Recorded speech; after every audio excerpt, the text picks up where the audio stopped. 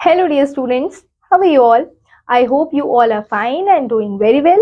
So, students, today we are going to start our next chapter. That is chapter number 10, जिसका नाम है Our Houses. Okay, students. सबसे पहले यहाँ पर एक warm up question given है that in which type of these houses did the early men live? Take the correct answer. Okay, तो बच्चों अर्ली मैन कौन से हाउसेस में रहते थे? बंगलो में रहते थे, केव्स में या पैलेसेस में?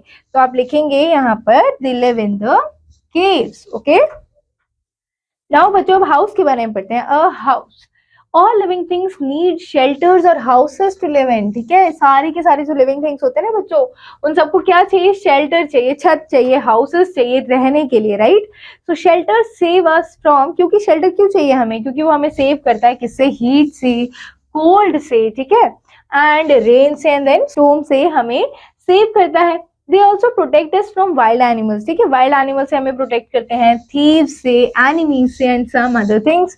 ओके, तो इतनी सारी चीजों से जब हमें शेल्टर बचाता है तो हम सभी को शेल्टर की बहुत ज्यादा नीड होगी, राइट? इसीलिए सबके सब कहाँ रहते हैं? शेल्टर में, यानी कि हाउसेस में रहते हैं. तो when the sun shines brightly in the summer, we feel comfortable in our home. जब बहुत ज्यादा गर्मी होती है, बहुत ज्यादा धूप होती है, तो हम कहाँ रहते हैं? अपने घरों में रहते हैं ना, ताकि हम इतनी गर्मी में घर में कंफर्टेबली रह पाए, राइट? इसीलिए we need shelter in summers. We need it when it is freezing cold in winter. जब बहुत ज्यादा बाहर ठंड होती है तो we stay inside our home, right? आप बाहर निकलते हैं नहीं, आप अपने घर में रहते हैं. अगर घर ही नहीं होगा तो आप कहाँ रहेंगे? इसीलिए शेल्टर, इसीलिए यहाँ पर हम घर के बारे में पढ़ रहे हैं. That why it is so important to us. When it is raining our house protect us from rain. ठीक है, जब बारिश भी होती है तो हमें घर बचाता है बारिश से. ठीक है, let us know about some of them. तो बच्चों सबसे पहले पढ़ेंगे टेम्परेरी यानी कि कच्चा हाउस के बारे में. Okay, so in the villages and backward areas we see kachcha और टेम्परेरी हाउसेस. ठीक है, हम क्या देखते हैं बच्चों? विलेजेस में या बैकवर्ड एरियाज में कच्चा या फिर टेम्परेरी हाउसेस देखते हैं, right? So these types of houses are small. तो इस तरह के घर कैसे होते हैं? बहुत ही ज्यादा स्मॉल होते हैं, छोटे होते हैं. They are made up of mud. वो किसके बने होते हैं? मड के बने होते हैं, स्ट्रॉ के बने होते हैं, वुड एंड लीव्स के बने होते हैं. Okay, so they have sloping roofs of either hay, leaves, tiles or straw. और उनकी कैसी बच्चों roofs होती हैं? sloping roof होती हैं, roofs होती हैं. ठीक है, these houses are called huts. और इन houses को क्या बोलते हैं? huts कहते हैं. ओके, now students यहाँ पर एक क्वेश्चन है, let's take up, write some examples of कच्चा and पक्का houses. ओके, सो कच्चा हाउसेस का एग्जाम्पल बच्चों आपको यहाँ लिखने हैं.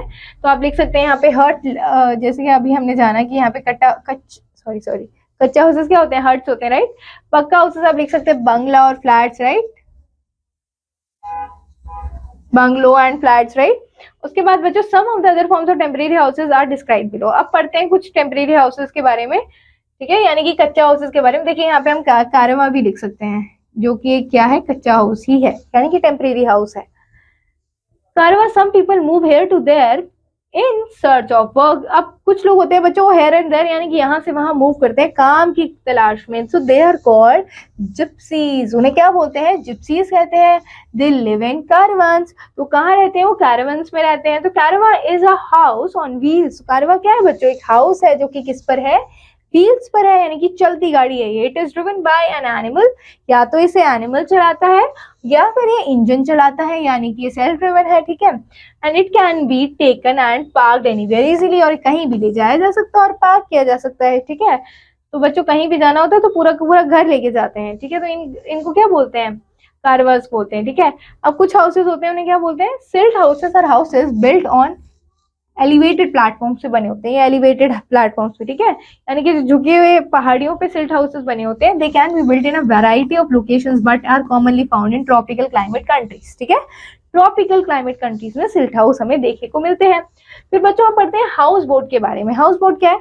अ house boat is a floating house. House boat क्या है? एक फ्लोटिंग हाउस, एक तैरता घर है.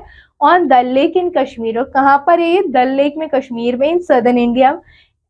We can see beautiful houseboats floating on water. और हम देख सकते हैं beautiful houseboats जो कि पानी पर फ्लोट करते हैं. और कहाँ है? कश्मीर में और सदर्न इंडिया में. ठीक है, फिर बच्चों टेंट क्या है? देखो, soldiers and trekkers use tents made up of plastic और कैनवस. ओके, तो हाँ टेंट यूज करते हैं जो सोल्जर्स होते हैं. ठीक है, क्योंकि टेम्परेरी घर है, कभी भी हटा देंगे.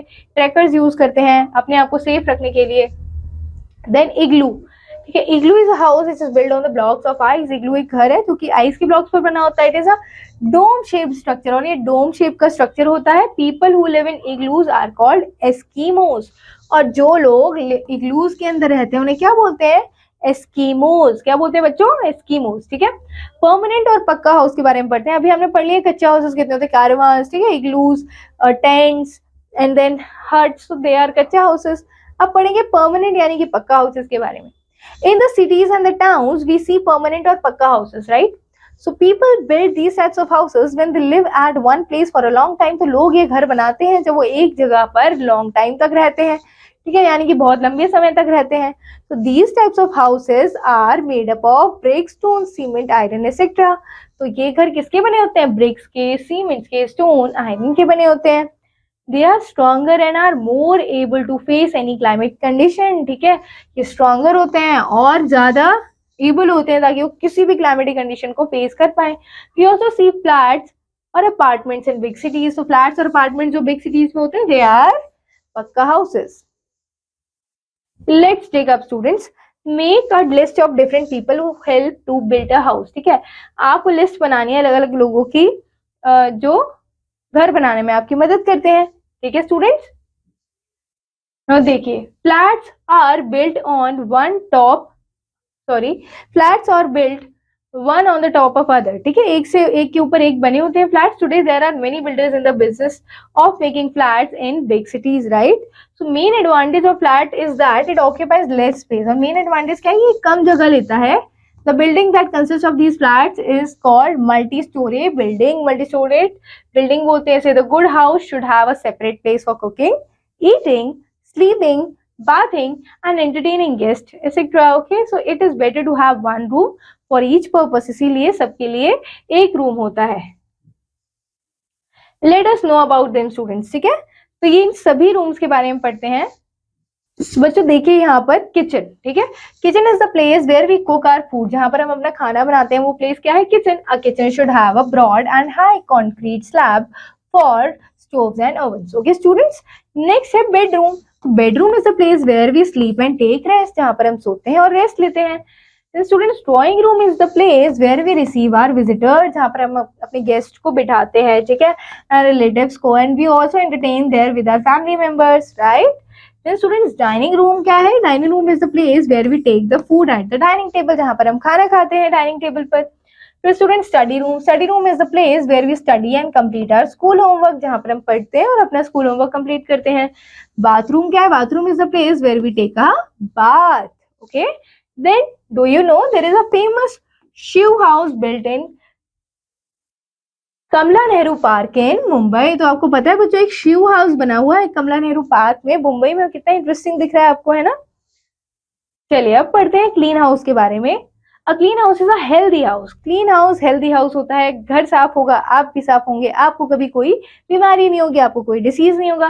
सो we should keep our house clean. By keeping our house and surroundings clean we get a pure and pleasant environment. आपको भी अच्छा लगता है जब घर साफ होता है ना? Daily dusting of walls, daily dusting होनी चाहिए वॉल्स की, and washing of floors keep the dust away।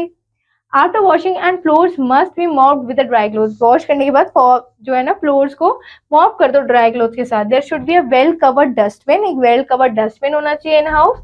We should throw all the waste। जितना भी वेस्ट होता है घर में उसको आपको डस्टबिन में डालना है ना। Curtains of doors and windows must be washed regularly। Okay, curtains को और विंडोज को वॉश करना चाहिए। We should always keep the things at the proper place after their use। और उनको उनके प्रॉपर प्लेस पे रखना है यूज करने के बाद। We can save the time in this way and the house will also look neat and clean। और इससे हम अपना टाइम भी बचा पाएंगे और हमारा घर भी कैसा दिखेगा? नीट एंड क्लीन दिखेगा। ओके स्टूडेंट्स, यहाँ पर ये चैप्टर कंप्लीट होता है बच्चों। ठीक है, तो let's go through the flashback points of this chapter students. So shelter save us from heat, cold, rain and storm। Okay, then bedroom is the place where we sleep and take rest। Houseboat is a floating house। Then people who live in the igloos are called Eskimos। Okay students, तो यहाँ पर ये chapter complete होता है। I hope आप सभी को chapter बहुत अच्छा लगा होगा और बहुत अच्छे से समझ आया होगा। तो हम मिलते हैं बच्चों अगली क्लास में अगले चैप्टर के साथ। तब तक you have to keep revising, keep learning. Thank you students, all the very best.